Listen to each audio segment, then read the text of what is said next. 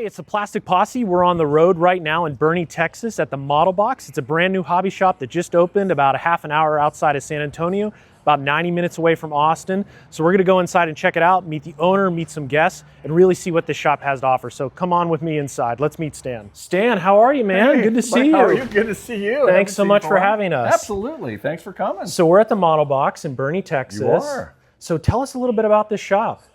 Well, I think as I shared with you in a previous conversation, I needed to come up with a way to lose money. So, no. This store is the brainchild of lots of years of prayer and just a desire to find a place to make some community. And my wife and I moved here about 5 years ago, and the idea was sort of set on our heart at that point. And talking over with my friend Henry Tremblay, who owns Brookhurst Hobbies in Southern California, and went back and forth, had the vision. He said, you know what, I'm in, let's do this. So November of last year, we opened this space. It's 2,400 square feet. And the whole idea is it's called the Model Box Hobby Shop and Social Club. I love it, love it. So immediately walking in, you're greeted by these large tables. Tell us a little bit about what you're trying to do here with these. Well, because it's non-traditional. No, it's not traditional. So the front end of the store is dedicated to that social club environment. Like these fine gentlemen right over here. Well, we're going to have to either define or redefine fine. No, this idea is to have a place where people can make community building models. Yeah. You don't have anything like this in our community where people can sit down, be together, either do something that they love or learn something new, and just hang out and make relationships and have time away from the screen. So we have enough places for 20 dedicated build stations. We have 3 airbrush booths that people can use. Yeah, let's go check them out. Yeah, absolutely. Yeah. Not everything has to be brush painted, so these booths are here to be used. If you have your own airbrush, come in, clip in, use it for free all day long. If you don't, you can rent one of ours as long as you know what you're using. If you end up liking one of the demo brushes, I'll sell it to you. We'll just take your rental fee off of it and discount so that you can put that money toward a brand new brush. And if you don't know how to do any of that, once a month I give painting demos. Love it. Just to try to break that barrier down. Around the corner you're going to find lockers. That idea is not everyone has a place to build. The whole idea is break barriers down that keep people from building. This is about getting people to build. Yeah. So yeah, and then when you're done, share your projects with the rest of the community. Put it in here. We'll put your name tag on it. Tell your friends to come in and check it out.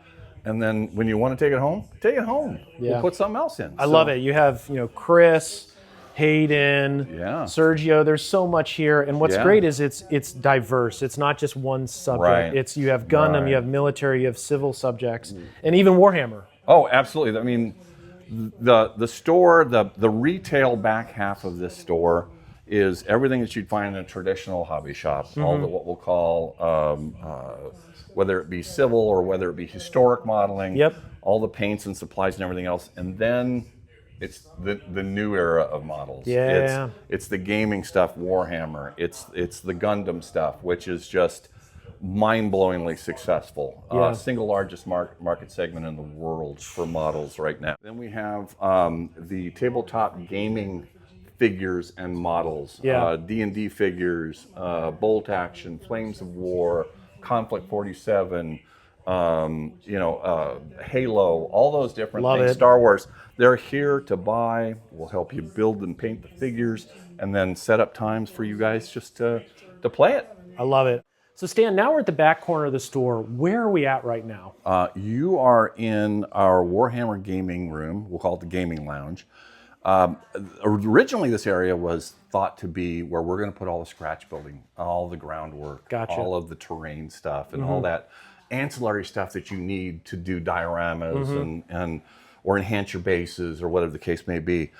But so we've been open now for 3 months. As the store goes down its sort of natural path, we're learning that Warhammer and the community is one of the as a community, it is the strongest by far here. Now, as far as popularity of product line, Gundam is just as strong as Warhammer, but Warhammer is a community. Yeah. The people who play Warhammer, it's a different thing, man. Yeah. They love the lore. They love the stories. Yeah. They get into... They're playing it. They get into the characters. They will tell you that this is a sympathetic character or this character is a brute or whatever the case may be. And I'm going like, okay. Yeah. You want to buy a model? Yeah. But anyway, the more I got to know these guys, they all wanted a place to play. Yeah. If you're from this area, you had to drive a minimum of 45 minutes down to San Antonio to go play. And that's if you could get a table. So I'm going, it just doesn't make sense. So I was talking to Henry, and we ended up having these custom tables built. I designed them. And my buddy Tim built them. And so this is a permanent place for guys to come in and play at any time they want. That's awesome. As demand grows, we're open on Saturdays, we're open on Sundays. As demand grows, there's a lot of guys that work during the day and want to play at night. So we'll stay open a couple of nights a week. We'll figure that out. But yeah, this is awesome. community. So we did just some simple graphics, try to theme it for them, and that's my other business is design. So we try to make the place as fun as possible. Oh, I would love to play a game in here. And you've kicked off. You have players already coming in. And... Yeah. We have players coming in already. Matter of fact, the very first game on these tables was a father and his 8-year-old daughter. Love it. And she dusted it. Absolutely smoked him. It was so fun. Yeah, and I assume, as this section grows, your terrain will grow. Oh, absolutely. And the worlds will grow. So at this point, this is all either donated and or 3D printed. Matter of fact, one of our buddies who's a Warhammer guy here in town, I brought the STLs and he 3D printed a bunch of terrain. The things that we could do to grow this is either acquire more terrain or have a terrain painting party on a Saturday. Yeah. Hey, just take some of ours, let's prime it. Let's throw some color on it. Yeah. Things like this, anything like that builds community, we're in. 100%. I love this so much. Yeah. And mats are reversible so they can mix things up. Yeah. Nice. I love it. So with this section, it'll certainly grow. These shelves will be full at some point. So the goal is it's terrain. Yep. We'll also be selling mats. Yep. We'll be selling the other game that's played on this on a half-size table is Kill Team, which is the short version of Warhammer. So we have Kill Team mats around here somewhere. So we'll have those, all of that different stuff for sale. I love this section, a genre that is super popular. Oh, it's insane. This is Gundam. This is the worldwide phenomena known as Gundam. The storylines have been around since the 80s. Mm-hmm.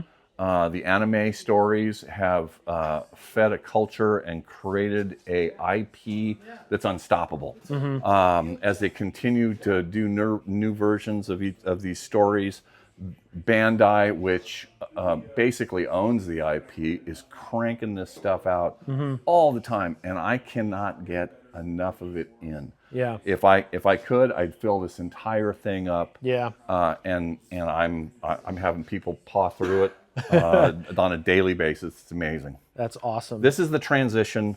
This is the transition into the hobby for most kids. Mm-hmm. This goes from the push together idea of Legos into using actual forms of an actual character and putting it together. But you eliminate glue and you eliminate paint. Yep. Much higher likelihood to finish it and succeed and go on to the next project. I love it. That's what this is. And they're super affordable as well. My word. I mean, this is a crisp kit for $25. You can't get a better deal out there. No, but then there's the other end of it too. We have one of the brand new Unleashed character figures coming in. It's $980. Mm-hmm. One, but it's a box that's it's one massive. one and a half times that size. Oh my gosh. It's insane. Yeah. So they've got all the price points. No, love it. And then they branch into simple other things like this, like Pokemon. Yeah. You talk about something that's crazy, Pokemon. We have friends that own right over here a card store called Heroes Hideout. And Pokemon is the big game. Yeah. Right? So they're constantly having people play or get new releases of cards, and then they send them over here, and then they clean me out of these Pokemon, and I have to go and reorder them. I love it. So it's insanely popular. So, and then if that wasn't enough, Bandai decided they want their own IP because Gundam is actually owned by someone else. And they own the IP rights. Yeah. they've developed this 30-minute missions. It's their own Their IP, own series, their own yeah. series, and it Very is similar price point. very similar price point. This is the 30-minute mission stuff. $22. Yeah, Jeez, oh and man. it comes with a complete substructure and all the armor on top and everything. I mean, they're really cool things. They are very cool. Yeah, but again, no paint, Yeah. no glue needed. Boom, you're done. I love it. And then on the opposite side here, we have more traditional wargaming. Absolutely. So we're just starting to fill this in. Team Yankee, Bolt Action. Flames of War is a Legion, classic. Flames of War. Yeah. This is the new thing by Bolt Action, Conflict 47. Okay. So the figures in it sort of remind you. Remember Dust? Yes, yes, Yeah, yes, they yes. sort of remind you a little bit of Dust. Yeah. But it is insanely popular. We just got a little bit in, and we're just testing it out. Very We've cool. had several guys go, this is something to get into. I love it. I love it. So, and Very then on the cool. other side, I think we've got some other stuff. So we'll see how this goes. We've had some interest. So you don't know until you try it. Awesome. And I love then it. D&D figures on the end of the Reapers and Wizards.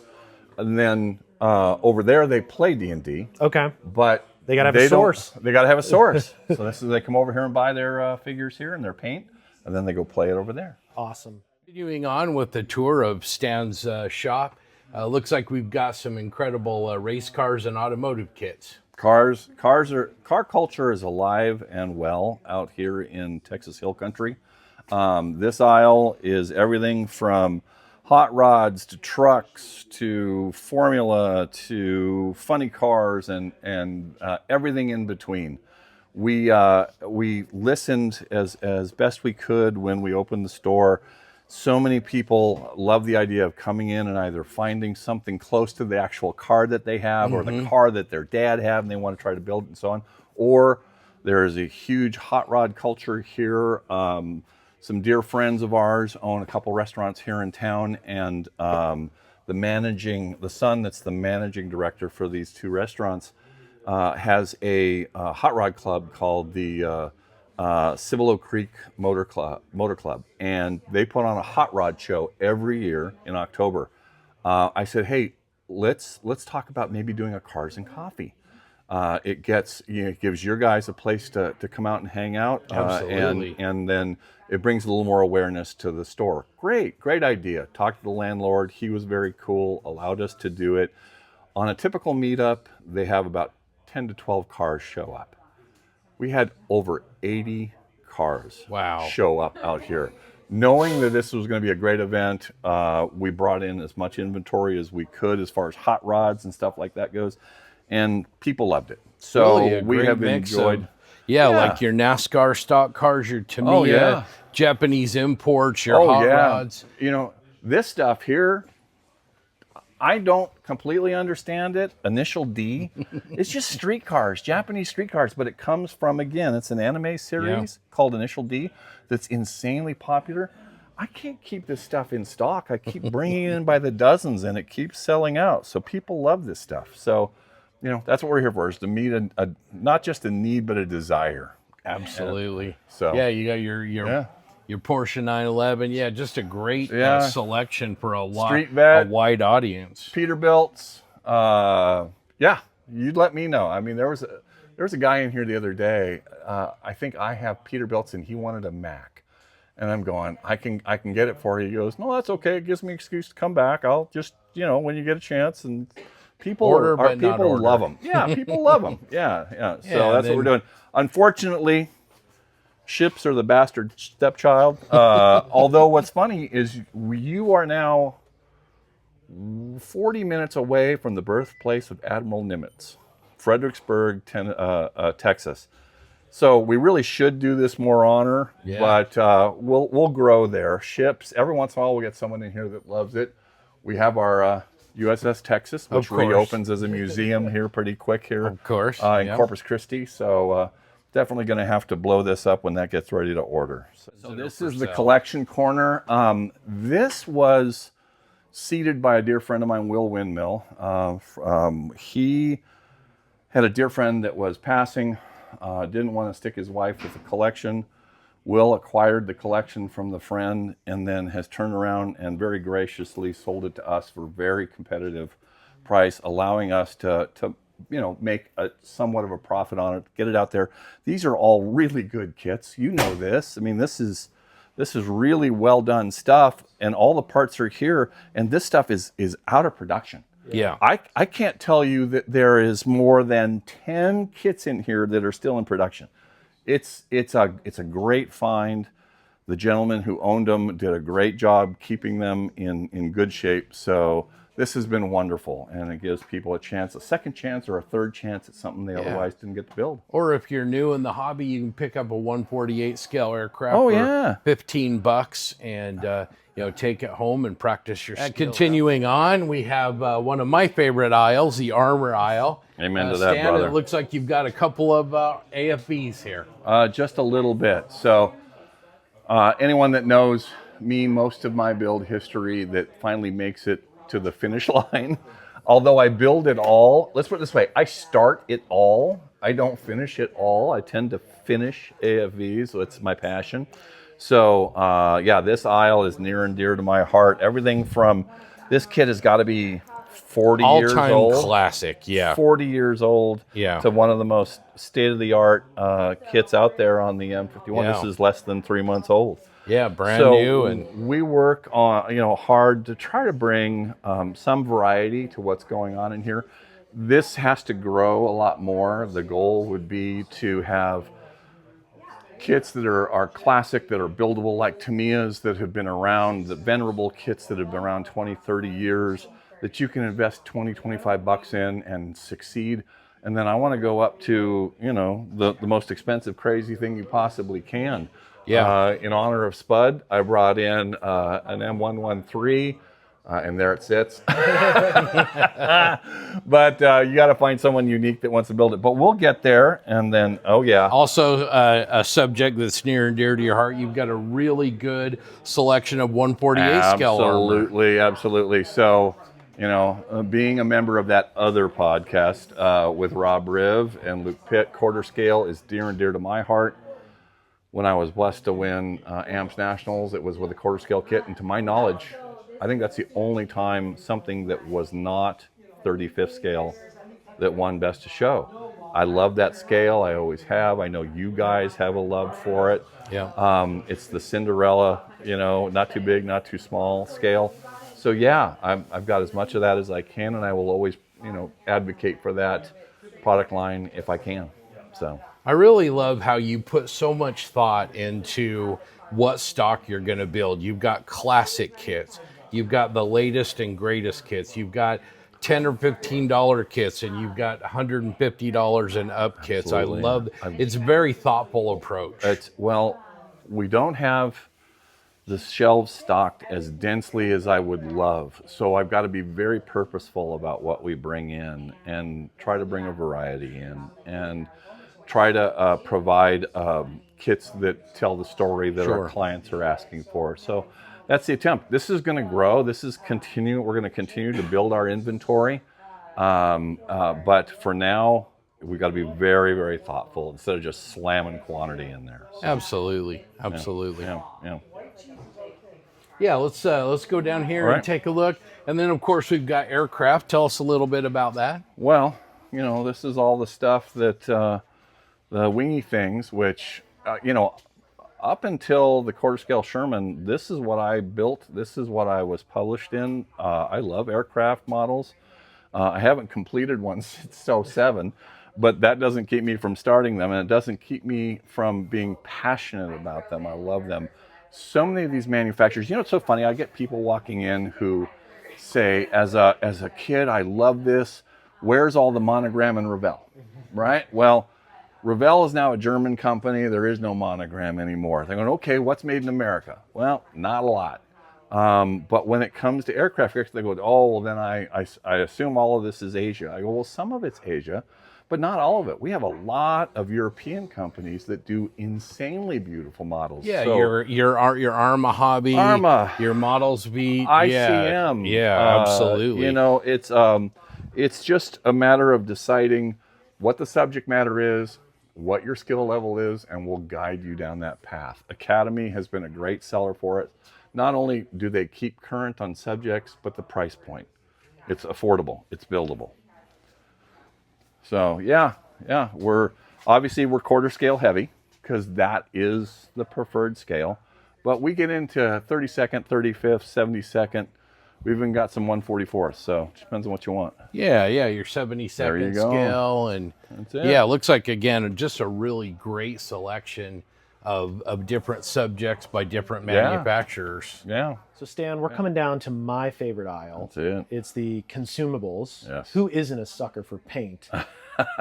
So what I love is you have a fully stocked, I'll just say, bar of paint choices. Classic Tamiya, AK Real Colors. That's Like, it. walk us through your thoughts on this section and what you're trying to create in terms of that paint Gotcha. ecosystem, I'll say. All right, we'll do. So every type of model has a different paint that works best for it. It's not that you can't paint using different paints on almost any model, but the reality is if you're going to brush paint something, you probably want to use a vinyl-based acrylic. We're looking at Vallejo and Army Painter and Citadel that we talked about up front. If you are going to airbrush something, my preference is a lacquer-based acrylic like Real Color or Tamiya or something like that. If you're going to do large-scale areas like cars and so on, Tamiya rattle cans are just as good as it gets. So paint for us is a building category like everything else. We need to grow this category every chance we get, but for now, we have Vallejo, we have Army Painter, we have Real Color, we have Tamiya, and then we are starting with our ground effects and stuff like that with AK, but at this point we get into, glues, tools, tapes, sanding sticks, cases, whatever you want. Tell me about this glue. I'm definitely picking some up. So I love black super glue. Starbond was something that Rob Booth turned me on to, said it was a great product. My understanding is they're one of the first people to develop black CA. And I always thought, like, why would I want my CA to be black? Well, think about it. What are the problems with using CA? Did I sand it all? I can't see it. Did I sand all of it smooth? Did I get enough where I need to go? If I'm going to use it as a gap filler, has it filled the gap? Right. Real simple solution. You put black pigment in it, and now you know exactly what you have and what you need to sand away. Well, they have that plus a complete line of viscosities, and it comes in these larger 2-ounce bottles, which quite honestly, you're never going to run out of it at that point. If you keep it refrigerated, if you've got like a little refrigerator in your model room, or if your wife is understanding and you keep it in a zip bag, it'll stay forever. So Starbond has been a great product for us. My partner Henry at Brookhurst brought it in as well. He literally couldn't even get it on the shelf and people were buying it out of the box. So yeah, it's a great product. Outstanding. And then we have our traditional X-Acto product. Absolutely. Tools. We have a clientele here that are looking to either get into a hobby they've never been into or reestablish themselves into a hobby that they did as a childhood. The reality is materials have changed, paints have changed, tools have changed, and so on. So they need something that works the way current modeling the process works. So we try to keep a range of that type of stuff in here that are somewhat affordable. We have the high-end stuff usually behind the cabinet over here, behind the counter. But this is more of the affordable, whether they small turnkey kits or individual items that you're looking for. We have that. My favorite rack, AK. I had a wonderful meeting with Lightspeed. Rick Lawler jumped in as the representative of AK. Love Rick. He's a great guy. And we worked out an understanding to bring in as much of their product as possible. So the first thing to arrive was their weathering and filters set. Next will be their ground effects set. Next, after that, will be their Gen 3, which is their vinyl systems for figure painting and so on. And then we have more coming in behind that. Their new airbrush, I cannot keep it in stock. Yeah. I've sold 12. Whew. Wow. Well, okay. I mean, it's think of the price point, $118. Yeah. And I can do anything with that airbrush that I want to do. Yeah. It's a phenomenal value. So yeah, they've got a great product line, no doubt about it. Love it. Well, let's take a break. We'll connect with you soon on Sure. why you started this. That's right. No problem. So we're kind of sitting down in one of your common areas, Stan, and I just wanted to say the shop has a lot of thoughtful features.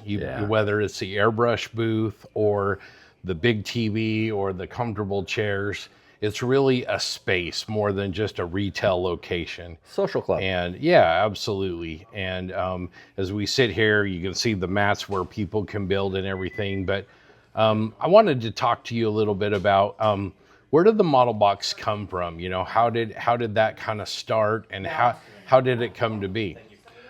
Well, I think as we discussed when you guys first came in, this is something that's been laid on my heart and my wife's heart for a long time.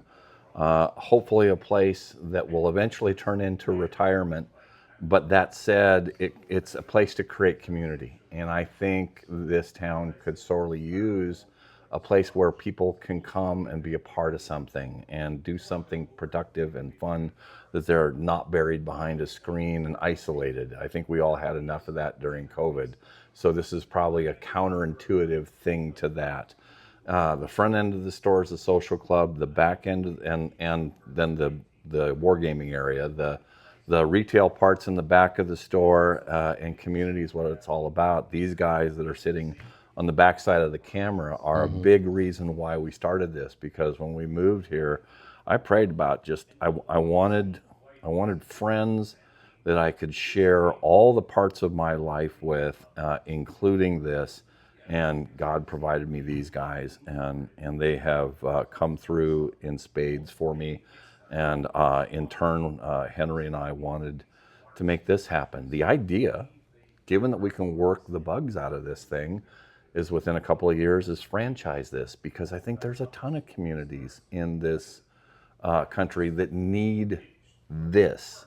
A hub, a social hub, and this hobby is a great tool for that social hub. I've been in it since I was 6. This was my first model with my dad. My dad worked a lot. He owned his own business, and we got very little social time with him, but I remember this, and it's just by a sheer fluke that I still have Batman. But this is the Aurora Batman 1965. Wow. That's the year we built it. I was 6 years old, and yes, they had plastic models back in the Stone Age. And like I said, I'm very thankful to my cousin who actually held on to that for a long time and gave it back to me. So yeah, that's where I started. I'm looking to get anyone into this hobby at whatever age they're at, and let them start where they're at in the process and just enjoy it. Make friends the way we did. I love that. You got up on the wall scale modeling. It's more than just a hobby. Absolutely. And again, everything is just intentional. Well, you brought up Batman here, but we've got some other of your pieces here. Maybe just give us a little brief history of each of these pieces that you've got here. Well, I build all types of different things. I never finish them. I tend to finish armor.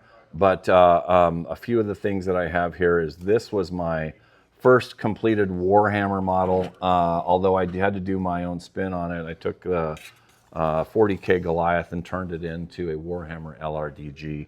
Not something you see every day. David Grummett was very kind to publish that in Fantasy Figure International, and that was a lot of fun. Working on a couple other Warhammer pieces, doing my own thing to it.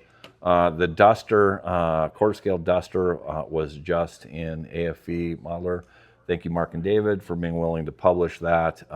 You don't see quarter scale Dusters. They just don't exist. This is a heavily reworked SS model 3D printed kit. And then this is my SU-122 that won Best of Show at AMPS in 24. So that was the groundbreaker for quarter scale for AMPS. So excellent. Yeah. Excellent. Yeah. Well, one of the questions we've been asking people in the hobby is, what is your why? I mean, obviously you're committed to community. Obviously you're committed to providing more than just a transactional experience with your customers. But what is your why? What keeps you coming back to the hobby and the community that's built around it? It's given me so much. I want to give it back if I can. I want to grow it. I want to grow it in my own life. I want to grow it in other people's lives. You know, at the end of the day, there's a transaction. I'm not going to kid you. There's a transactional part of this. I'd like it to provide, you know, retirement cash flow for my wife and I. And it won't hurt if we can do some traveling and write it off. So that would be great. But that having been said, I love the hobby. I love the things I've learned. I love the history it connects you with. So whatever I can do to try to create opportunities for those experiences to be shared by other people, that's what we're going to do. That's my why. Well, I have to say, from my perspective, mission accomplished. Thanks, buddy. Thanks. We're trying to keep it going. My partner Henry and I, we believe in this. It's a day-by-day growth, moment-by-moment growth thing, but we're going to stick with it. I think we've got something here. Absolutely. So. Yep. Awesome. Well, Stan, again, thank you. Thank you for the passion. Thank you for the effort. You've made a space that's, you know, really comfortable. You know, people come in and they immediately sit down, and it's more like friends than customers. I can see what you're building here, and it's amazing. So best of luck, buddy, from the posse, and thank you. We couldn't be more thrilled to see what you've come up with. Absolutely. Come back. We love having you. All right. Well, we're just wrapping up our visit to the Model Box in Boerne, Texas. It's a great town. It's got a lot of character, and Stan has really put together a place that you're going to love as a hobbyist. Come on in, hang out with the people, and do whatever. I want to thank Stan and the local guys, Rob and Dana and Chris for stopping by. It was a great visit, and I'm glad I came.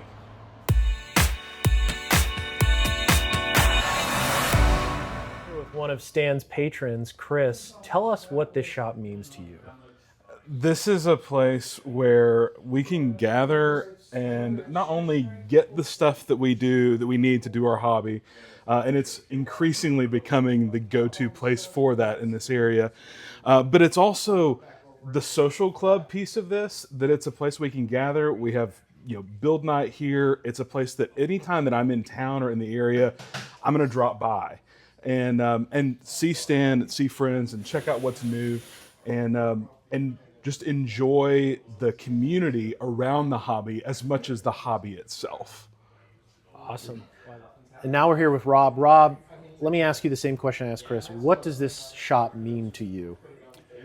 This shop is great. It's at least 30 to 45 minutes closer to my house than coming into San Antonio to get stuff. It's also a place where we have build nights. Once a month, we have a tri-club build night here, which is the Texas Hill Country Scale Modelers, Alamo Squadron, and the San Antonio Armor Builders. And we fill the place up on the second Tuesday of the month, have a good time, build models, shoot the bull, just have a sense of community. I love it. I love it. And probably going to expand that to make it a more weekly thing instead of once a month, maybe on Saturday or something. We'll do some classes. We're looking at a program, build my first model, whatever, cars, tanks, aircraft, and say 6-8 class periods, and you come out with a finished model to teach you the hobby. So, love it. Those kinds of things. Love it. Well, thanks so much. Appreciate it. Thanks for having me.